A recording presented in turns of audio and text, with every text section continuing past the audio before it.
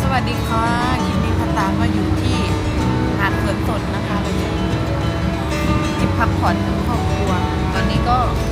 เดินทางมาถึงหาดเรียบร้อยที่นั่งเรียบร้อย ลมเย็น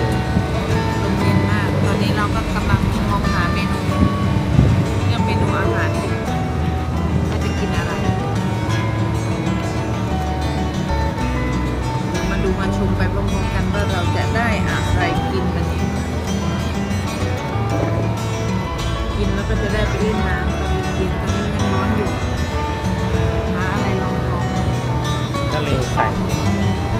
ใช่ค่ะ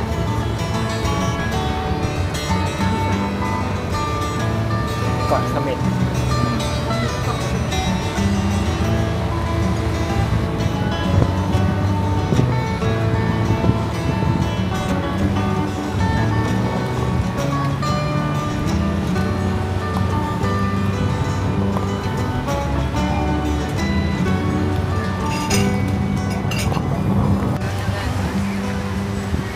ต้มยำปลาต้มยำน้ำข้นต้มยำปลาน้ำข้น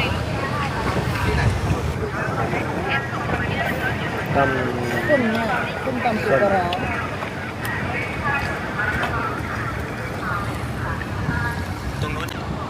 นี่อะไรนะ ผัดฉ่าปลา ปลาอะไร เนื้อปลาไม่รู้ปลาอะไรอันนี้ก็ต้มยำปลาอันนี้ต้มยำปลาแล้วก็ส้มตำปูปลาร้า 3 อย่าง สั่งอันนี้ผัดฉ่าปลานะคะอุ้ยข้าวดีจังน่ากินหิวข้าวมากเพื่อนเอาจานมาจะตักข้าวนะ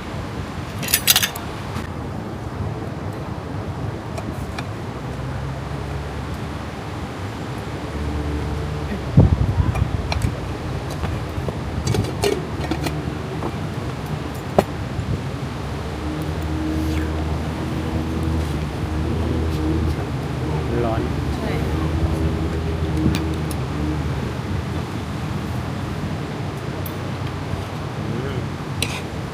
เนื้อปลาขาวโว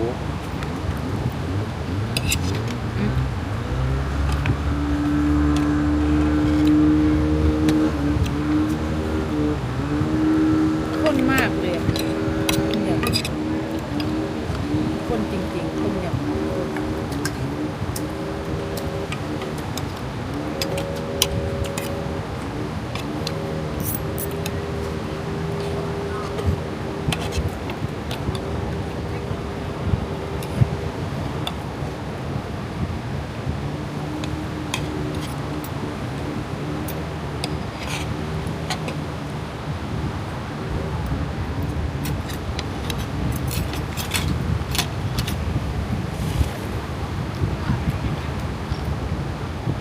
น้ำปลาอะไรอร่อยไหมจืดไหมจืดหรือพอดี พอดี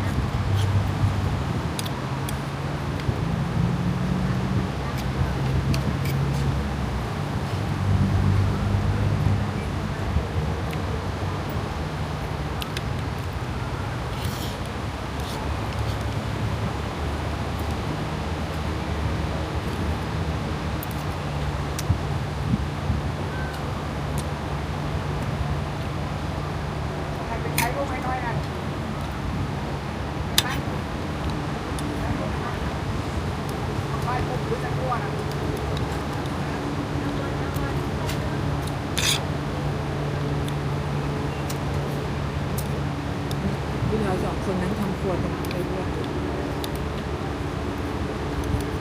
เอาไปปิกนิกหน่อย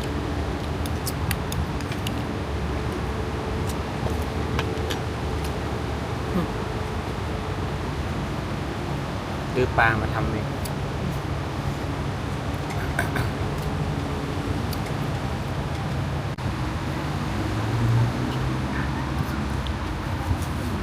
ข้นอร่อย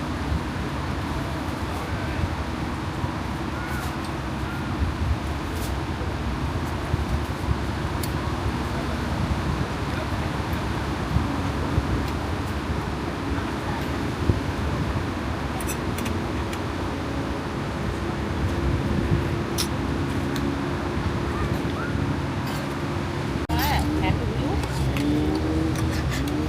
em mà gì cơm xe cởi sáng bây giờ sẽ kịp với อ๋อ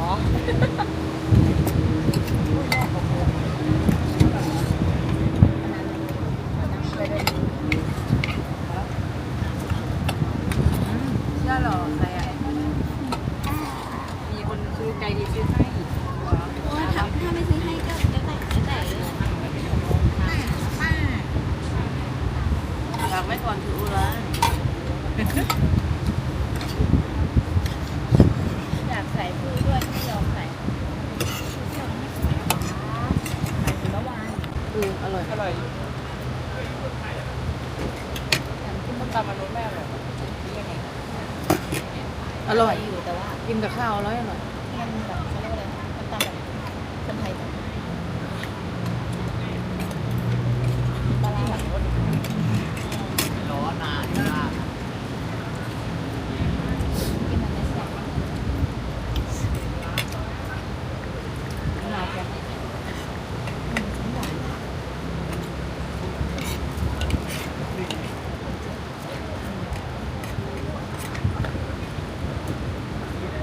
แต่มันเย็นดีจริงๆเลยเพื่อนเย็นเย็นใจลมเย็นหายนี่เลย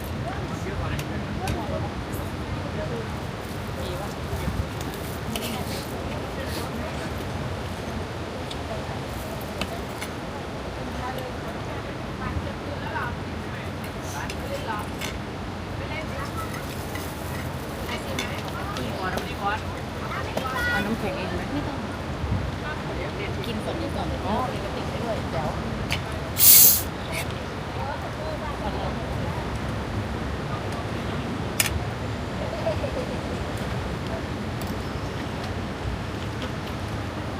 ว่าไม่เอาผัดชาแล้วเอาไปเนื้อปลา นี่ไงปลาขวดสานั้นมาให้หนูนี่ไงปลาแค่นี้ แกงปลา นี่ไงเนื้อปลาปลาเนื้อปลาชา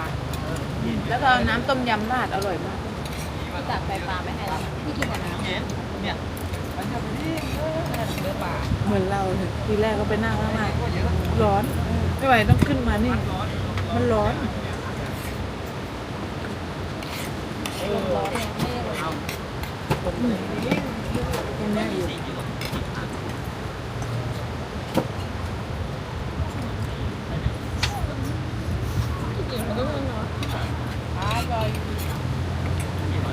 อยู่ตับไก่อร่อยถ้าเนื้อปลายังอยู่ คนอื่นอย่าตักอะไรมาให้รู้สึกวันนี้อยากกินแค่ตับ ยังกินตับด้วยเถอะ ชอบกินตับ ตับ ตับอะไรจ้า เดี๋ยวพี่พาไปกิน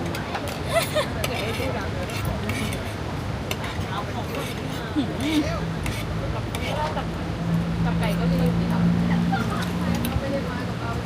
เดี๋ยวที่ไหนหลังอีกบ้างล่ะ เกิดมาตั้นเกิดมาตั้นก็อย่างนี้แหละ พูดถึงเรื่องกรอบนะ ถ้าสั่งเป็นถ้วยให้ลูก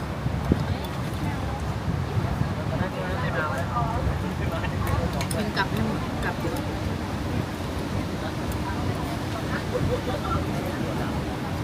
แดดนี่ก็ไม่แผ่วเหมือนกันนะแดด กี่โมงอะตอนนี้จะพักเปล่าตัด บ่ายสอง อ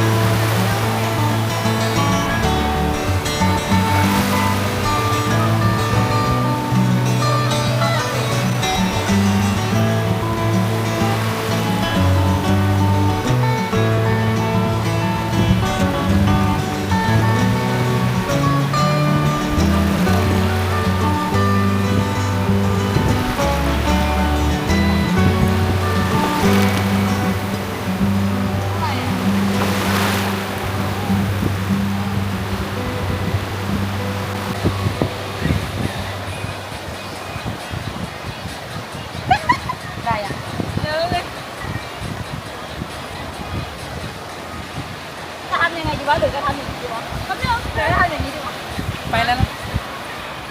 เอายังเอายังเอายังเดี๋ยว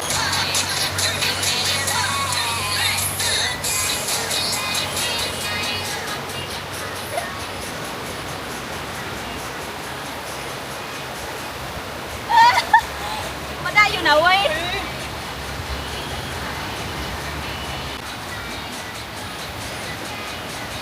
อันนี้ได้ อันนี้ได้ ได้เสร็จไปใช่ไหม